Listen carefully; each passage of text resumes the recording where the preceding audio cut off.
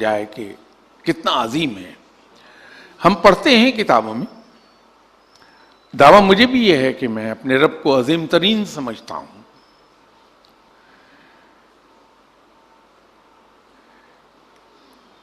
رب کی عظمت کا علم ہونا اور بات ہے، یہ پتہ ہونا کہ رب عظیم ترین ہے وہ بالکل مختلف ہے. لیکن جب اس کی کارخانے قدرت کو دیکھتا ہے، اس کے عجائبات عالم کو دیکھتا ہے جب انسان اللہ کی قدرت پر غور کرنے لگتا ہے تو اس کی عظمت کا احساس ہونے لگتا ہے، اور جو ہی اس کی عظمت کا احساس ہوتا ہے تو اس کی عشق میں مبتلا ہوتا ہے انسان. تو یہ دونوں سائیڈ بائی سائیڈ چل جائیں گی بعد میں، لیکن ابتدا اس کی غیر مشروط بندگی سے ہوگی. سر وہ پوچھتے ہیں جی کہ موجودہ حالات میں دھوکہ دہی اور فراڈ اتنا زیادہ ہے کہ مرشد کو تلاش کرنا اور ان تک پہنچنا بہت مشکل ہے، رہنمائی فرمائیں. دوسرا بھی سوال بھی ایسا ہی ہے کہ آج کے دور میں سچے صوفی کی کیا پہچان ہے؟ محمد شکیل صاحب جی. بڑا آسان سا کام ہے.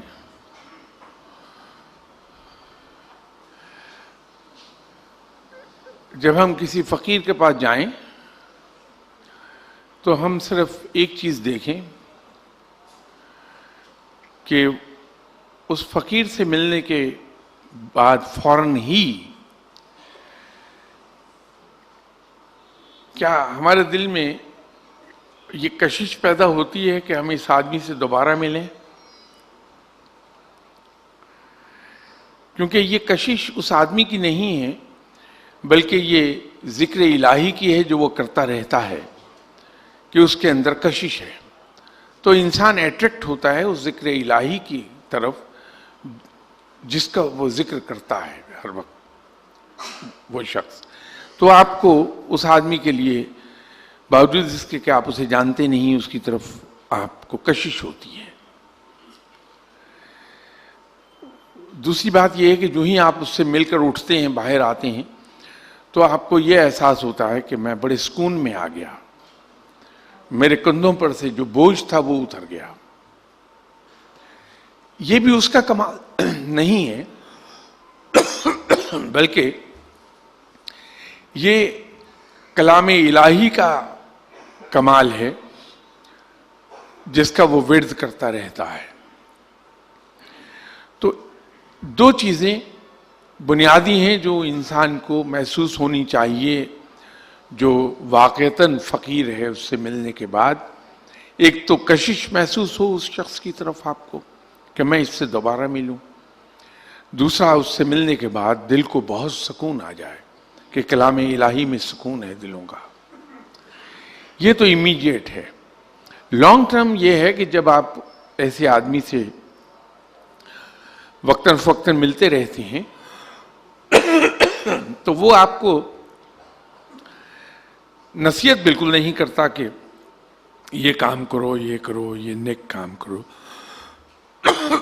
لیکن حیران کن طریقے پر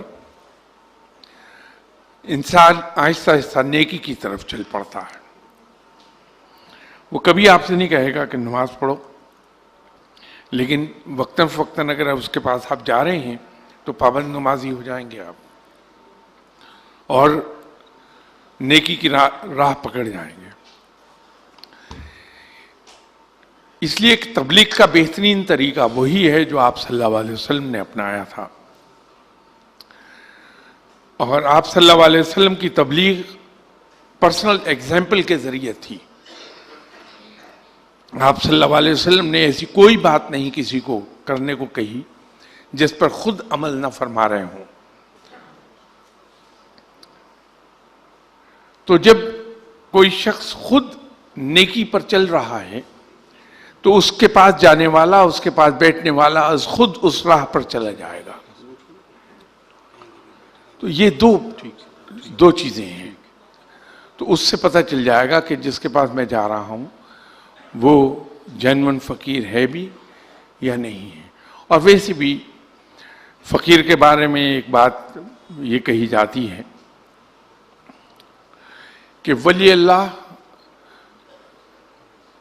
دو قسم کے جھوٹ کے درمیان پایا جاتا ہے.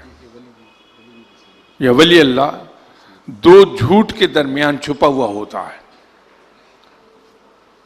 ایک تو یہ کہ میں بہت کچھ ہوں، جو کچھ نہیں وہ اپنے آپ کو بہت کچھ ظاہر کرے گا، یہ جھوٹ ہے. جو بہت کچھ ہے وہ کہتا ہے کہ میں کچھ نہیں، یہ بھی جھوٹ ہے. تو ولی اللہ ان دو جھوٹوں کے درمیان لپٹا ہوا ہے.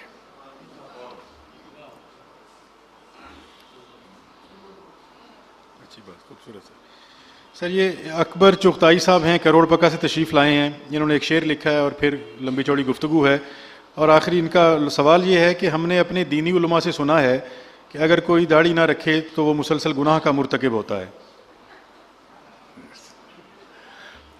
اس میں کوئی شک نہیں.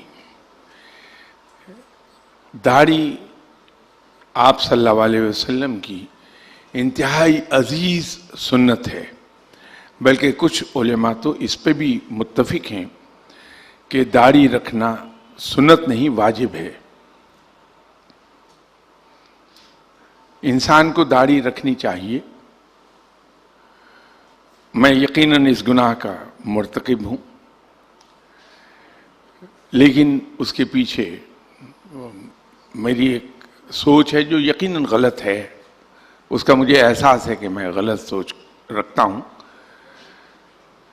کہ یہ آپ صلی اللہ علیہ وسلم کی اتنی پیاری اور اتنی اچھی سنت ہے کہ اس پر عمل کرنے سے انسان کو معاشرے میں عزت بھی ملتی ہے، معاشرے میں احترام بھی ملتا ہے، اور چہرے پر اس کے پاکیزگی بھی آتی ہے. یہ اس سنت کی برکت ہے. درست. لیکن جب ہم اس سنت کو فالو کرتے ہیں، اس پہ عمل کر لیتے ہیں، اس سنت پہ، تو لوگوں کی توقعات اس سنت کی برکت سے ہمارے ساتھ بڑھ جاتی ہیں. بہت سی توقعات بڑھ جاتی ہیں. اب میں یہ سمجھتا ہوں کہ میں وہ توقعات پوری نہیں کر سکتا. میں نے لوگوں کا حق مارنا ہی ہے ہر حال میں. سڑک پر چلتے ہوئے آدمی کے لیے میں نے مشکل کا سبب بننا ہی بننا ہے، اور یہ آپ صلی اللہ علیہ وسلم کی سنت کے خلاف ہے. میں نے ذرا سی تکلیف پر ہائے ہائے کرنا ہے، آپ صلی اللہ علیہ وسلم کے یہاں تو شکر گزاری ہے. میں نے اپنا حق کسی کے لیے قربان نہیں کرنا ہے، خود فاقہ کر کے دوسروں کو کھانا نہیں کھلانا. آپ صلی اللہ علیہ وسلم کے یہاں تو یہ عام تھا کہ خود فاقے سے ہیں، دوسرے کو کھانا کھلا دیا ہے. غرض کے اسی طرح اور چیزیں، یہ سب سنتیں آپ صلی اللہ علیہ وسلم کی. آپ صلی اللہ علیہ وسلم کے تمام اوصاف حمیدہ ہیں. تو آپ صلی اللہ علیہ وسلم کے اوصاف حمیدہ میں بھی جو نمایاں ترین ہیں وہ ہیں بردباری، درگزر اور اف. وہ میں کہاں سے لاؤں گا؟ لوگ تو مجھ سے توقع رکھتے ہیں کہ میں نے اتنی پیاری سنت آپ صلی اللہ علیہ وسلم کی پوری کی ہے، تو وہ مجھ سے درگزر کی توقع رکھیں گے. وہ کہاں سے لاؤں میں؟ مجھ پر تو آپ ایک لفظ تنقید کا کر دیجئے، دیکھیے میں ابھی بھڑک اٹھوں گا.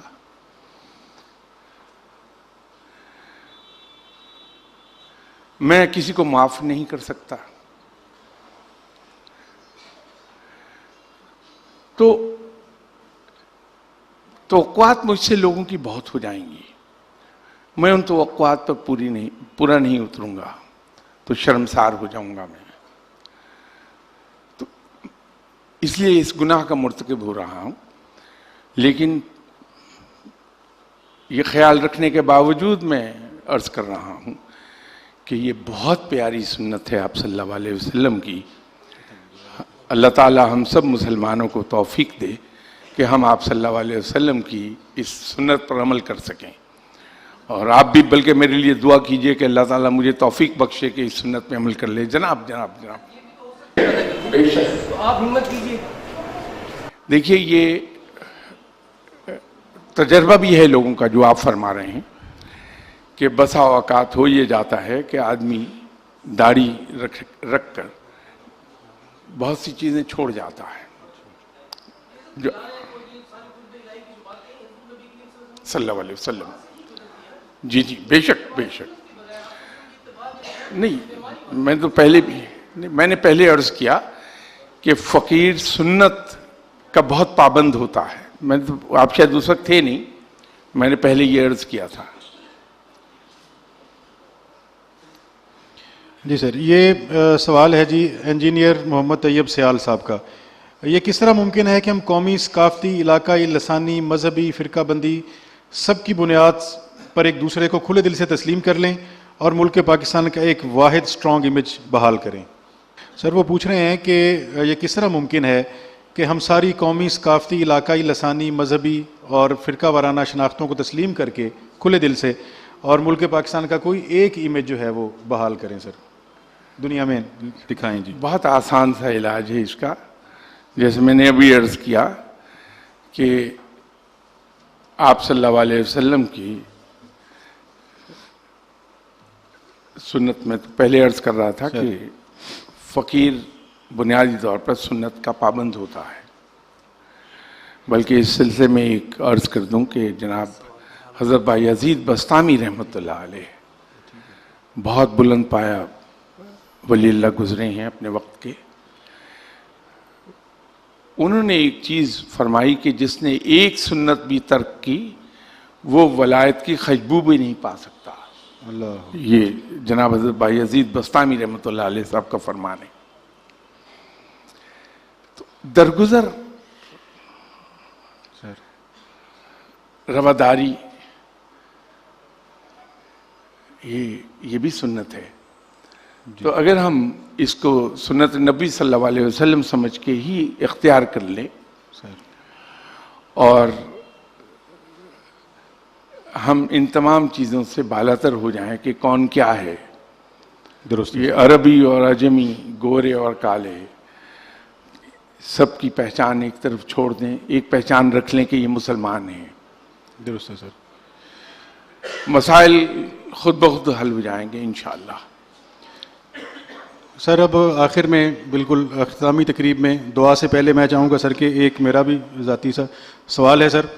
میں صرف وہ واقعہ پوچھنا چاہتا ہوں سر کہ وہ جو صغیرہ شیریں صاحبہ کے خط کے اندر آپ کی پرچی گئی تھی اور الک نگری چھپ گئی, آپ نے فرمایا تھا کہ آپ اس کو چھاپ دیجئے بلا توقف, ہم نے چھپی ہوئی دیکھ لی ہے. وہ تھوڑا سا واقعہ ہمارے ساتھ شیئر کیجیے گا سر. وہ کیا تھا, کیسے چھپی ہوئی دیکھ لی تھی سر؟ دیکھیے میں نے شروع میں ایک عرض کر دی تھی کہ ایسی باتیں میں ان سے بڑی دور بھاگتا ہوں اس لیے کہ اس میں خود نمائی ہے.